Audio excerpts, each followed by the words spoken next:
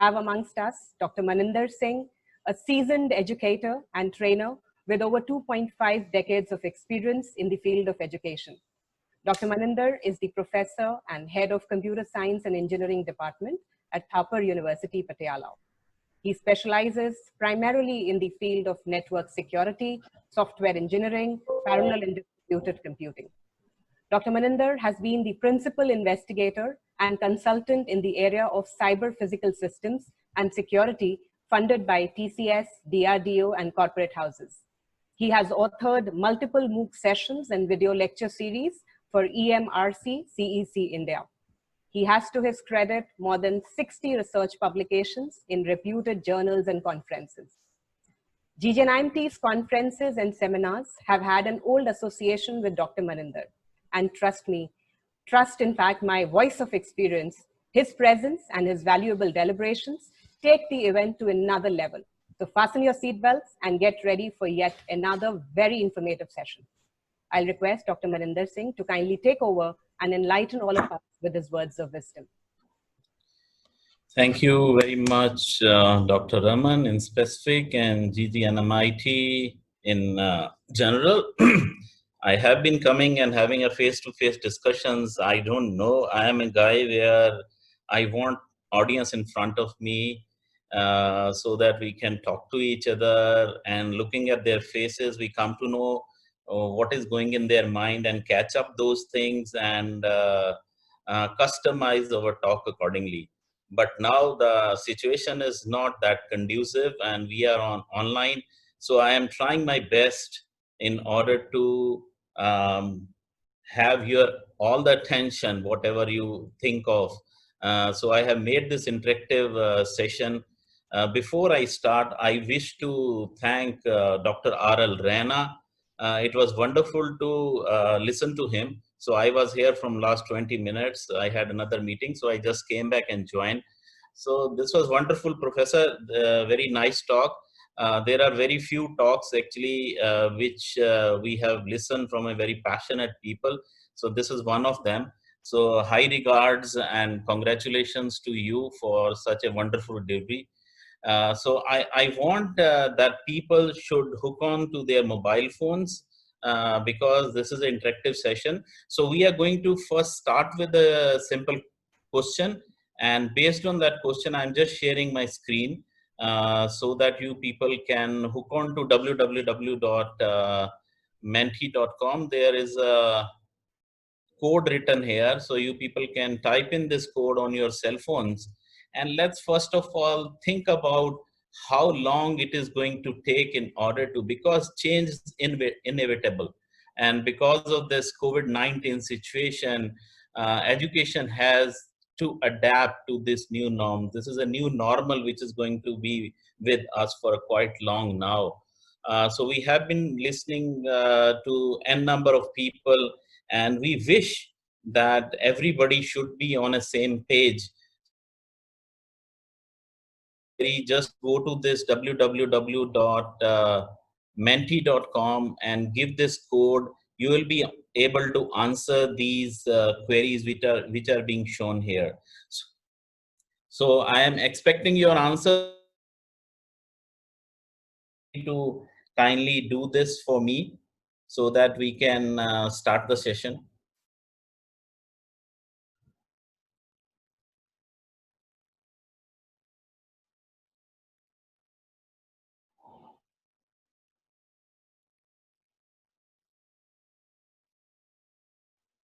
Hello. Hello, Dr. Maninder. Yeah. We are doing it. Just to take a couple of minutes, actually. Okay. You want everyone to be unmuted, please?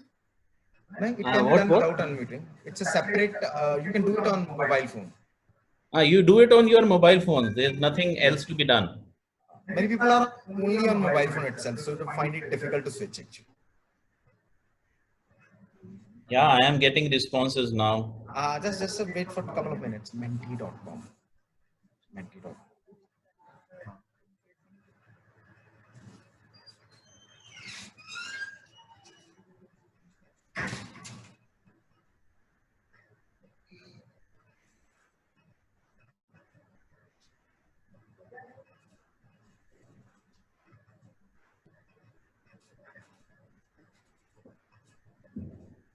So I've only got 2 responses by this time. So I have 100 participants.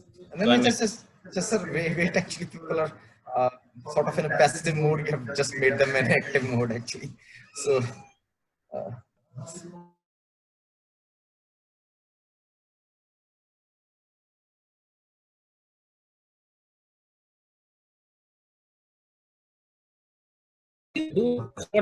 That's what all these webinars are for, yeah. Everybody is requested that they can use their mobile phone without unmuting it. That's not a problem. Just go to the browser, type www.menti.com. There's a code given 478838. Type that code and the list of questions will appear. So you need to answer these questions because that's a part of an interactive session which sir is conducting it. So please, we want a more active engagement. That's how, in fact, one of the criticism of online teaching is that the student become very passive. So it's very, very nice of you that you have to just woken us up. Thank you, Stender. So we need to be in this kind of a mode, then only it will be student centric. So we may listen to that, how to make it attractive, and these are the tools which will help us in doing this. Very nice, sir. And probably most of the people have used this website also for the first bit of an interface issue also. Because we have people from computer as well as people from education background as well. Some of them may not be. You'll see it in 2-3 minutes. People. Yeah, we can. If I have time, we can wait for another 2-3 minutes. No problem. So how much time you are allotted me? Sir, around about half an hour. Okay. 45 minutes. Okay, that means till 12:45 I am with you, right? Yes.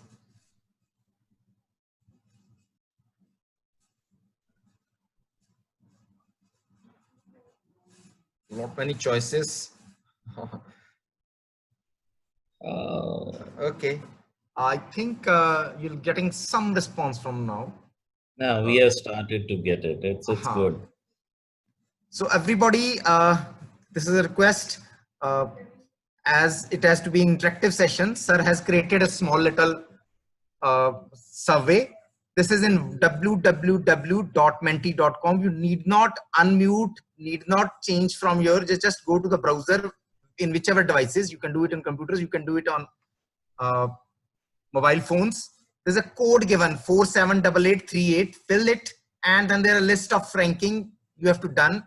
Decide what has taken a particular technology to take a certain number of users. This is just your random guess. You just go and fill it actually. These are 12 choices.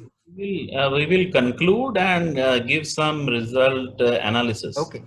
That's what we have to start and let you know. So we also have a live streaming on Facebook, although we have some issues with that. This can also be put over there actually. Yeah, it's available. Anybody from throughout the world can go to Menti and give this code and give me answers. Okay. So this is a better form of a survey which we can do. I remember coming to Thapar, and I was first told by this that you can use this in classroom actually. This was a workshop by Dr. Pratik Bhatia. Yes. And Dr. That's where I got to, and I use it quite frequently. Not that frequently, but at least I'm familiar with it. Right.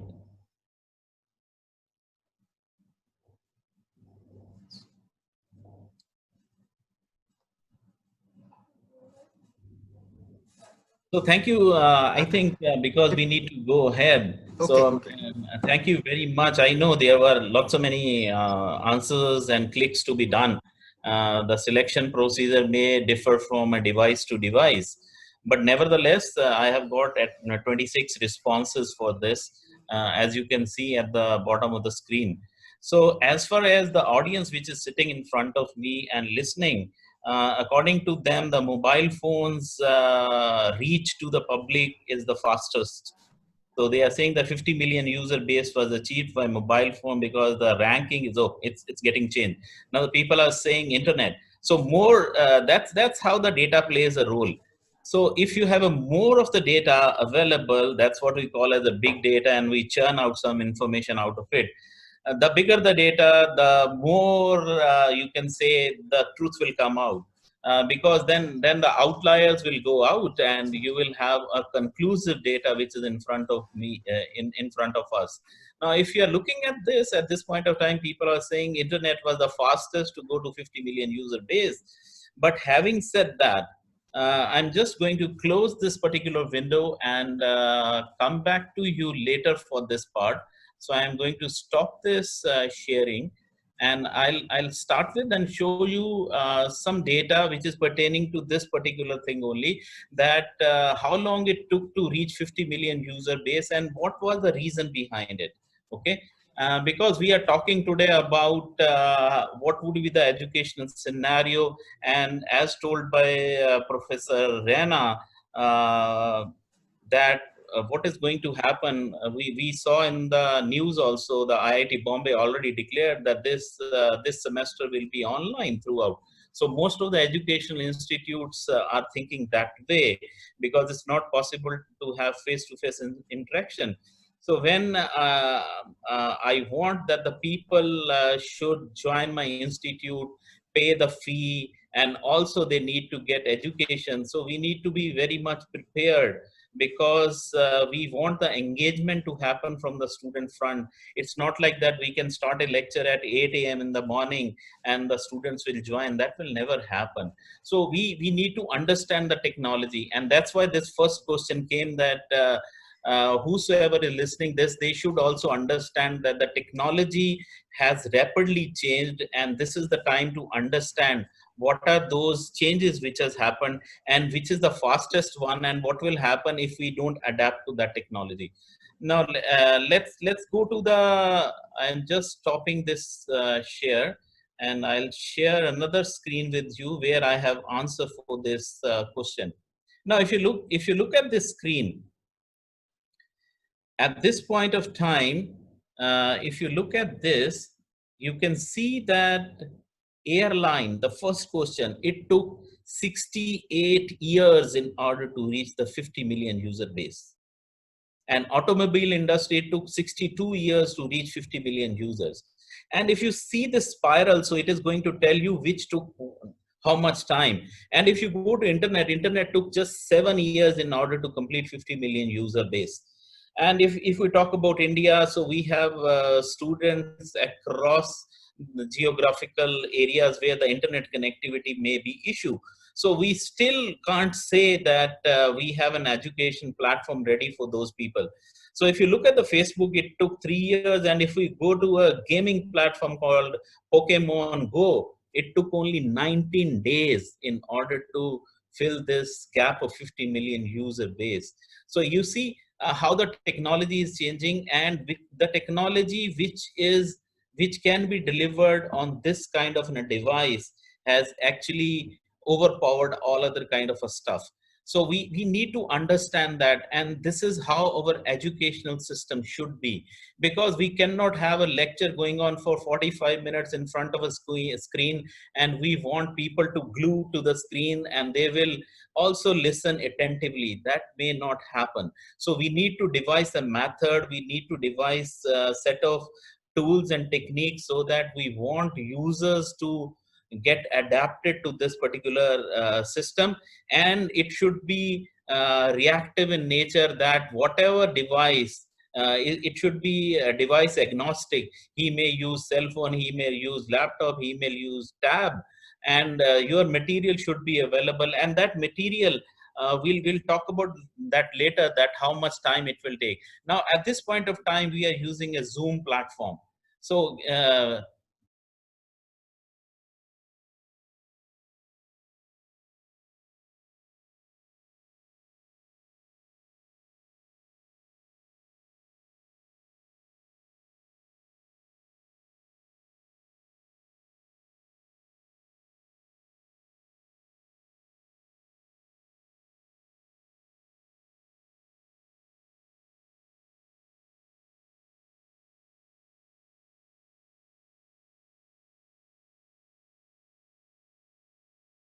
process as an educationist, and I'm just going to share another screen with you, and I want answer for that query also. Okay. So again, you can go to menti.com and give me answer to this. Now the code has changed. Kindly be aware of this code. This is 482747. So what do you as an educationist think? Would the interactive video is going to be important to the education in future? So when we are saying interactive video, we want that there should be interaction happening with the user. So it's not just a passive video which is being getting played on his screen. So when the interactivity will happen, do you think that is the that will be at the topmost helm of affairs when we deliver the lecture by online? Or you are anticipating a self-paced curriculum that the student can wake up at any time point of time, because at nights they sleep very late by looking at Netflix and Hotstars and whatnot. So do you think the self-paced curriculum will help them, or you believe only video, that too in a personalization way, will help? Or there may be some AR VR solutions, because just professor was saying that how to give a course on engineering drawing or on a color management system, that kind of courses, how? So that is possible by virtue of AR VR videos. So what, according to your thought process, would be at the highest helm of affairs when we deliver the lectures online? So let's wait for another 2-3 minutes before the answers come in. Now you people are conversant with the platform. I think rapidly you people can answer these so that we can go ahead to the next.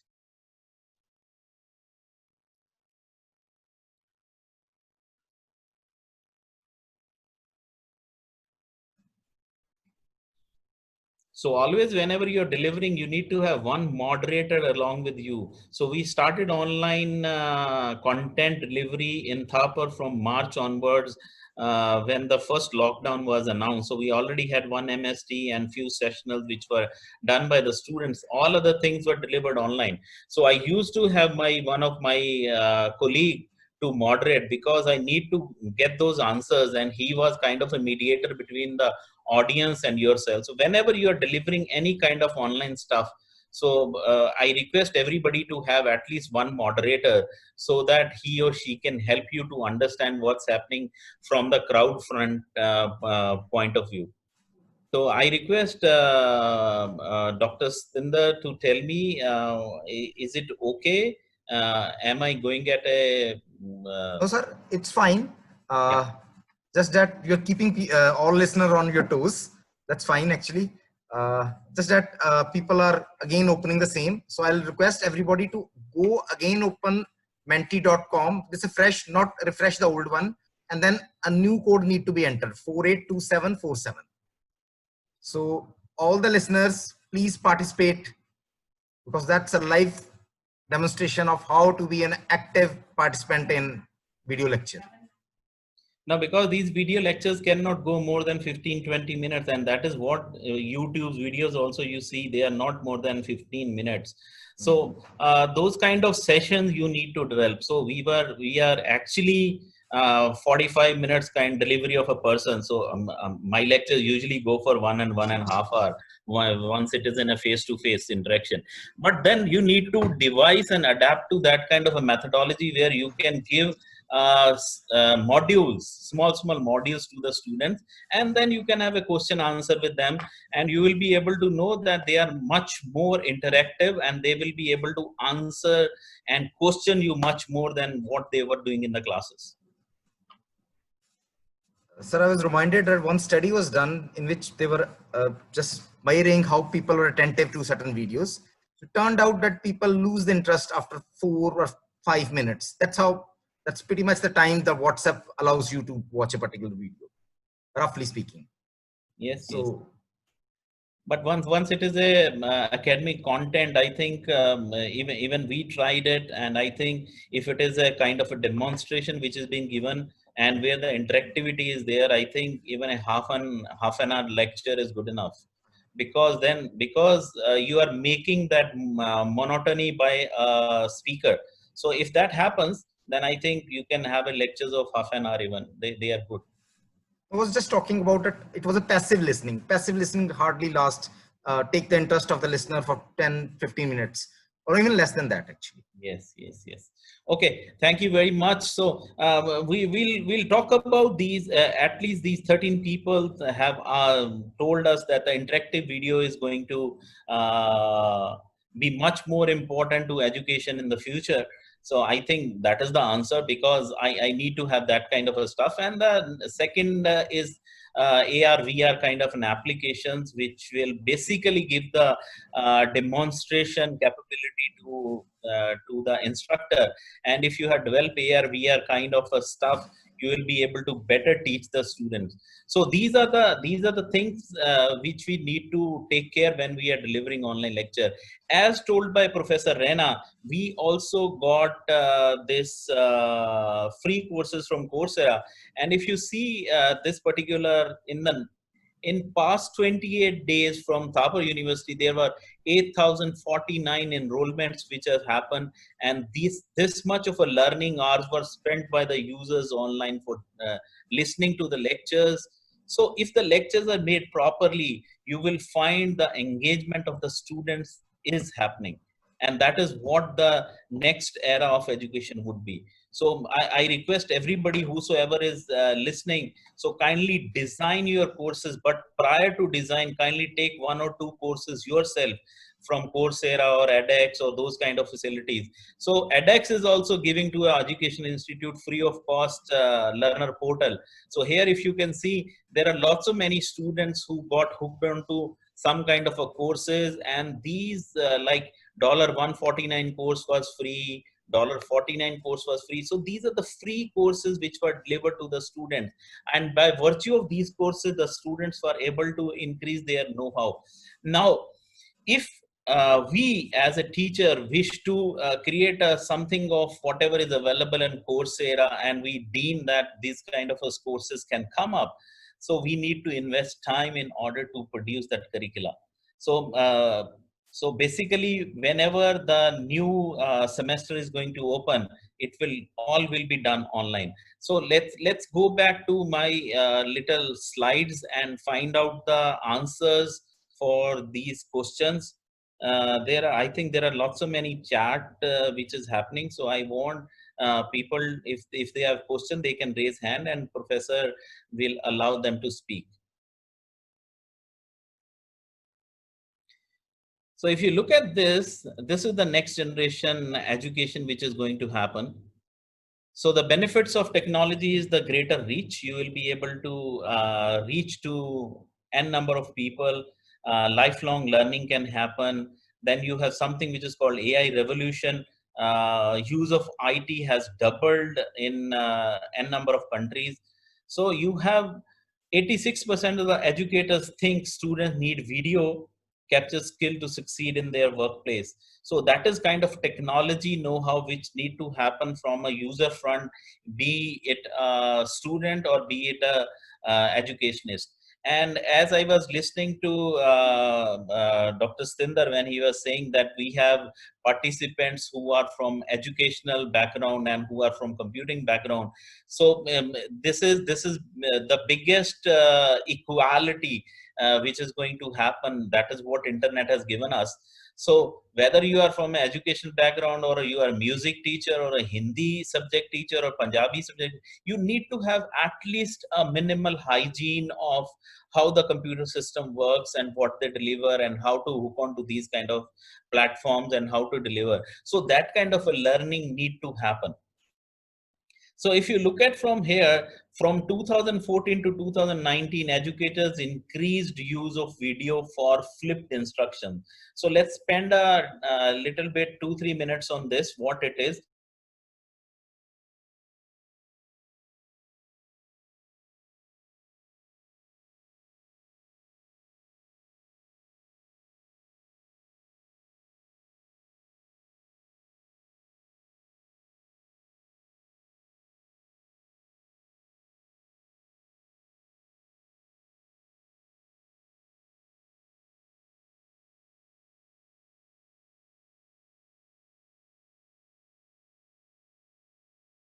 So these tools give you kind of analytics where you will be able to see how much time the student has spent in order to know that how much time he has spent on a particular topic. So if you are able to see that, you will be able to vouch that this student has done homework. So once he has done the homework, he will be able to better equipped to ask you questions.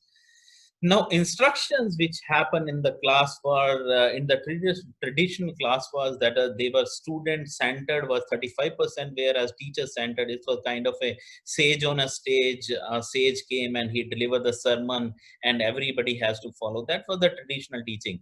Now, the flip focus is that it's 80% student centered and 20% teacher centered. When I say 20%, it's not about preparing the course material. That is where the most of your effort will go. Once you have done that, then the 20% is the assessment part, which we are going to assess with the help of technology. So the technological tools are available where you will be able to assess the student, especially from a computer science perspective. There are virtual labs available. I only need to have a virtual systems where I can do experimentation, be it an experiment related to computer networking, operating system, computer vision, whatever you think of. All those things are available in the virtual avatars of theirs. So you will be able to listen to those kind of stuff. But that kind of effort needs to be done now, because now from now onward till 1st of August, when each and every institute will open to digital world. The reason being, we need to deliver our classes online only. So face-to-face interaction may not happen. So we need to be ready with the material which need to be given to the student. So it's time for all the institute to get prepared post-COVID-19. I don't know when the post-COVID will happen, but definitely post these lockdown sessions, still there will be a time available when the students will physically enter your portals of your institute. So that time they need to spend online. So we need to put much effort on the instruction part, which is to be delivered to the student. Now, what are the benefits of this flipping? This will increase the student engagement. This will have more collaborative learning. This will be kind of a self-discovery for the teachers and students to investigate new ideas. Now, what are the potential drawbacks? Classroom may become more active, noisy, and distracting. Here also, if I allow everyone to speak, and if they don't follow the protocol of that raise your hand, then you can speak, there will be a chaos which will happen on an online class. So that is a potential drawback. Another is students may have trouble focusing in a flipped learning environment, because it needs much more interaction, and the form factor, if the student is listening on this, the form factor is pretty small. So his eyesight, his concentration level, also he would have some trouble in focusing to the flipped learning environment. And the flipped instruction must be executed well to reap the benefits. That's what I was focusing on, that we need to do a homework before we float the online content to the student. Otherwise, if you go to the internet, there's a plethora of information available, and that kind of information, if it is not dealt properly, can create a trouble for the student learning community. So because they need to follow a certain set of syllabus and all. So in order to do that, so we need to put much more effort in development of the courseware. Now, if you look in here, in the US, nearly 18% of the school age children don't have internet access at home. This is the US, because I've taken this from online, this material. So if we talk about India, you can reverse this, I think, very easily, that 18% of people have very good internet connectivity.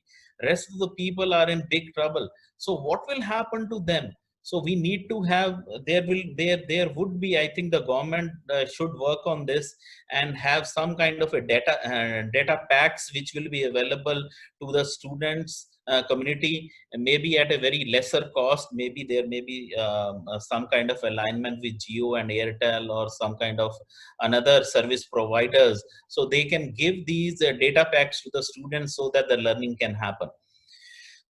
Now, the next thing which may happen in the education is chatbot for education. So what the chatbots will do, there will be three things which will come up. There are three things. One is called Snatchbot. where the free chatbot that can be embedded in a learning platform like Moodle or a Blackboard, and they will be able to give the answers, immediate answer to the student. So it is not possible that 24/7 the teacher is available to answer. So we can have some questions which we are expecting the student will ask. So we can prepare the chatbot in that notion, and this chatbot will also be in a learning mode.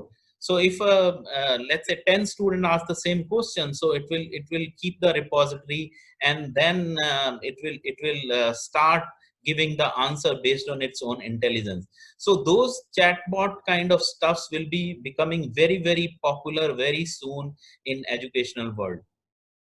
So also as an educationist, we need to communicate with the parents. We need to ask the parents to give the students best of the environments back home so that the learning can happen. So the future of the education through technology is basically based on these things, whatever we have discussed so far. I think I have overshooted 2 minutes out of my time. So I request moderator to take at least 2-3 questions if they are there. And that will be end of my session. So I am awaiting if there are some questions so that the students can ask those questions and I'll be able to reply.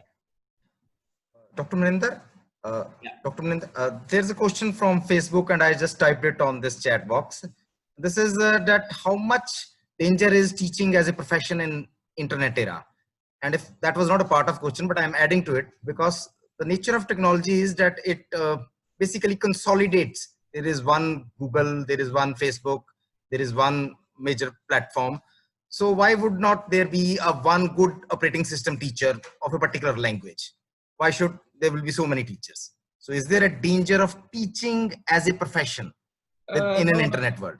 No, Stendar, what I see, the answer is like this. There is no danger to the teaching profession.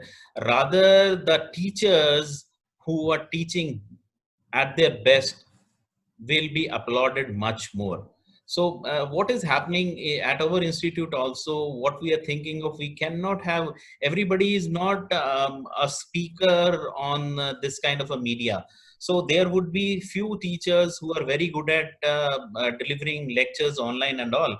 So other teachers will help in preparing the content, help in evaluating the assignments, preparing some kind of assessments which will be very challenging, and those assessments will not have any solutions available on the internet. So those are the challenges which are before the academic community, that how we can develop those kind of materials for which the solution, these are kind of open books. See, I can't sit in front of a student and ask him, okay, now you have to answer this question, and you don't have availability of internet, you don't have availability of any kind of a cheating material with you. So if those things are available to the student, the assessment will be a big trouble. So we need to devise a method where we can have challenging exercises, homegrown applications, which will actually showcase the agility and the know-how of those particular set of teachers in your academia. And if those assignments fall out to be on a lower grade, those things will, the students will not like that. But it may so happen those assignment may be liked by hundreds of students, and they become in a days, these people become celebrity across the world. Very right. Just Mark Zuckerberg, who started his Facebook, he was a student in university actually. Yes. So those kind of effort need to be put by our teachers in order to actually produce something. Because see, as I've shown you, there are at this point of time 30,000 odd courses available on Coursera, more than 30,000 courses on edX. So who is going to listen to you if you will not deliver some kind of a content to him? So that's why we need to be, as an educationist, we need to be very much aware of this, that we need to produce something out of the box so that the students come to you and listen. That was probably my other question, that why should somebody join our college and pay a hefty fees if all good courses are available online actually? Why should somebody spend 4 years in learning computer science if everything is available on internet? He could start from say 9th, 10th, 11th, whatever time frame he has. So that's what is now started happening. Okay, so IIT Bombay has started a MBA distance education program in collaboration of University of Washington. So now these are the think tanks of our academic units. Now we also, as an education institute, start thinking of some distance kind of education scenarios which may happen, because if this is going to persist for another 1 year, there will be a big drop in the admissions of most of the institutes. What So, lockdown has done is what would have happened in 3-5 years has happened in maybe 2 months, 3 months actually. It has catapulted all things so fast actually. yes. So I'll request somebody else to ask the question. We have to do some setting from the host side. There is another question from say one of the audience in the chat box. This is from Manjula Sharma, and she's asking that assessment parts also need to be changed for the traditional one. And also there's another opinion by somebody who's saying that Dr. Harpreet, that technology can inspire but cannot substitute a teacher. So you need to have a cognitive touch with the student.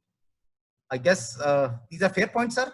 This is a very fair point. See, technology cannot, it cannot never. See, I'll give you one example. I was just listening to one of the AI experts from Israel, Tel Aviv University last evening. See, he has given a very beautiful comment about the same kind of a question which was asked by the audience. See, what is going to happen? As all of us know that we have created all kind of big computers. As you can see on a screen, there is a chatbot which was built by IBM named as Watson, and it works on an AI. So it may so soon happen that the intelligence in the machine is much more than the human being on one side. Now, having said that, the biggest problem with the machine is that they need so much of energy to power up. So if I want to have this thing working, so what I need to have an apple a day or 2 chapatis a day, and that much of energy is sufficient for this machine to work. But what will happen if I have a laptop and I want it to work? It will get exhausted. So if I have a biggest computer available, big data centers, they need that energy.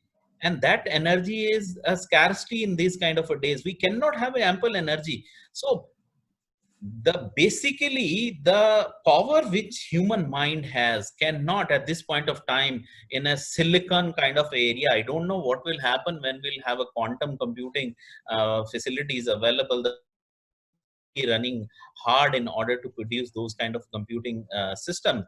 But still, till that time it will happen. Definitely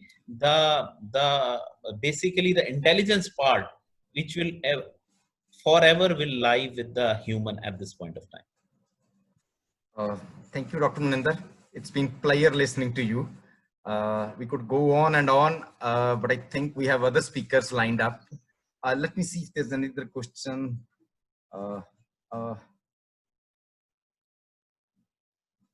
Okay, sir, my team is signaling to me that other speakers are waiting.